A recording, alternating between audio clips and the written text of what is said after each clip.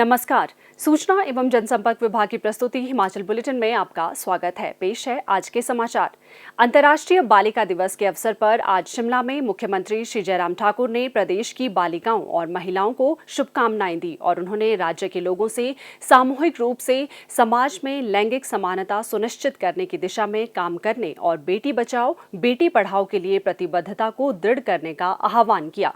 मुख्यमंत्री ने कहा कि अंतर्राष्ट्रीय बालिका दिवस के अवसर पर लड़कियों को एक ऐसा विश्व प्रदान करने का संकल्प लें जो सुरक्षित, समरूप, प्रगतिशील और अवसरों से भरपूर हो।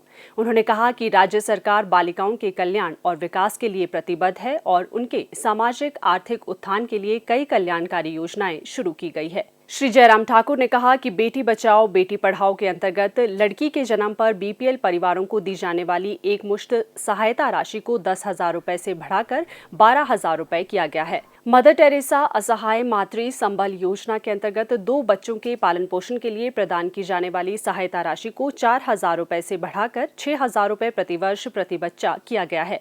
उन्होंने कहा कि मुख्यमंत्री कन्यादान योजना के अंतर्गत निराश्रित लड़कियों की शादी के लिए सहायता अनुदान को 40,000 रुपए से बढ़ाकर 51,000 रुपए किया गया है, जिससे लगभग 10,000 लड़कियां लाभान्वित हुई है। उन्होंने कहा कि राज्य में लड़कियों और किशोरियों को सशक्त बनाने और उनके खिलाफ अपराधों पर रोक लगाने के उद्देश्य से सक्षम गुड़िया बोर्ड का गठन किया गया है। उन्होंने कहा कि प्रदेश में 11 वर्ष से 45 वर्ष के मध्य की किशोरियों और महिलाओं को उनके अधिकारों के बारे में जागरूक करने, उनका कौशल विकास करने और उन्हें आर्थिक गतिविधियों से जोड़ने के उद्देश्य से राज्य में सशक्त महिला योजना लागू की गई है। श्री जयराम ठाकुर ने कहा कि महिलाओं के सशक्तिकरण और संरक्षण हेतु नीतियों के सुझाव के लिए मुख्यमंत्री की अध्यक्षता में महिला कल्याण बोर्ड का पुनर्गठन किया गया है।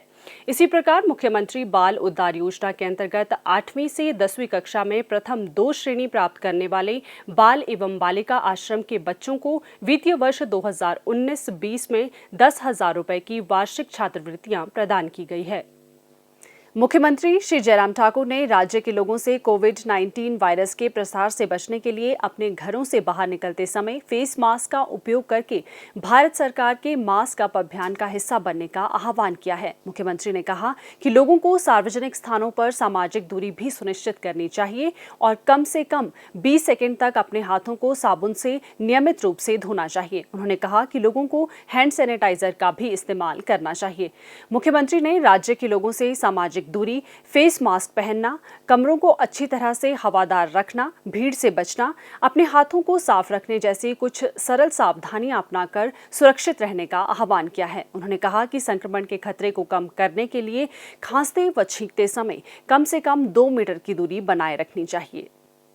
हिमाचल की अर्थव्यवस्था में कृषि का महत्वपूर्ण योगदान है। प्रदेश में लगभग 62% लोग सीधे तौर पर कृषि पर निर्भर है। जिला हमीरपुर की ग्राम पंचायत सनेही के अंतर्गत बलेटा गांव में खेती ही आय का मुख्य स्रोत है, लेकिन पानी, तकनीकी ज्ञान, कृषि उपकरणों, नई तकनीकों और गुणवत्तापूर्ण कृषि सामग्री की कमी के कारण किसान कम क्षेत्र में कृषि कर रहे थे और अनाज वाली फसलें ही ज्यादा उगा रहे थे।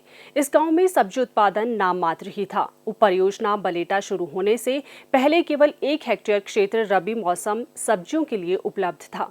जायका समर्थित हिमाचल प्रदेश फसल विविधीकरण परियोजना के अंतर्गत बलेटा गांव में 29,22,000 रुपए की लागत से 5.41 हेक्टेयर खेती योग्य भूमि को सिंचाई सुविधा सुनिश्चित की गई और किसानों के कृषि उत्पाद को खेतों से सड़क तक ले जाने के लिए 17,71,000 रुपए की लागत से एक सड़क का निर्माण किया गया। इसके अतिरिक्त गांव में सब्जियों की नर्सरी व पौध की उपलब्धता हेतु 1,66,000 रुपए की लागत से एक पॉली हाउस का निर्माण किया है और कुछ किसानों को पॉली टनल भी उपलब्ध करवाई गई है। आज गांव बलेटा के किसान सिंचाई व अन्य सुविधाओं का लाभ उठा रहे हैं और अनाज वाली फसलों की जगह सब्जी उत्पादन को महत्व दे रहे हैं, जिससे किसानों को बाजार में अच्छे दाम मिल रहे हैं। लगभग 50 साल से खेती की जाती थी पहले, पर कुछ टाइम से यहाँ बंद हो गई थी खेती करना, क्योंकि यहाँ जो वाटर लेवल था बहुत नीचे चला गया था। तो उसकी वजह से यहाँ ये जो भूमि थी बंजर हो चुकी थी। तो जब से ये जायका वाले ने इधर पानी की सुविधा की हुई है तो फसल लगा सकते हैं हम, सब्जी वगैरह लग रही हैं खेतों में, तो काफ़ी इनकम आ रही है किसानों को। हम लोग खुद किसानी कर रहे हैं इधर। बहुत अच्छा होया जी, तुसीं सानू जायका दा खूह लगा दिया। इसमें पानी अच्छा आ रहा है। पहले पानी की कमी थी, अब पानी बहुत भरपूर मिल रहा है इधर। बहुत अच्छी सब्जी उग रही है। सिंचाई सुविधा के साथ साथ सब्जी उत्पादन में जागरूकता बढ़ाने के लिए परियोजना में किसानों को तकनीकी ज्ञान, कृषि उपकरणों, नई तकनीकें और गुणवत्तापूर्ण कृषि सामग्री प्रदान की जा रही है।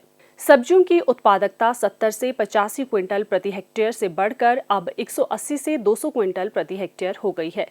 इससे किसानों की आय 2,14,265 रुपये प्रति हेक्टेयर सालाना से बढ़कर 8,40,592 रुपये प्रति हेक्टेयर हो गई है। इस उप परियोजना से अन्य परियोजनाओं के क्रियान्वयन को भी प्रोत्साहन मिला है, जिससे किसानों की आय में अप्रत्याशित वृद्धि हुई है। प्रदेश में कोरोना संक्रमण की जांच के लिए आज 1,176 लोगों के सैंपल लिए गए, जिनमें से 684 लोगों की रिपोर्ट नेगेटिव पाई गई है, जबकि 462 लोगों की रिपोर्ट आना बाकी है। अभी तक 3,23,790 लोगों की जांच की जा चुकी है, जिनमें से 3,06,001 सैंपल की जांच नेगेटिव पाई गई है। प्रदेश में कुल 17,327 लोगों में कोरोना वायरस के संक्रमण की पुष्टि हुई है, जिनमें से 14,440 लोग इस बीमारी से ठीक हो चुके हैं और 2,619 व्यक्ति उपचाराधीन हैं। हिमाचल बुलेटिन देखने के लिए सब्सक्राइब करें YouTube channel DPR Himachal, follow करें ट्विटर @DPRHP, लाइक करें Facebook page information and public relations department Himachal Pradesh, visit करें वेबसाइट www.himachalpr.gov.in।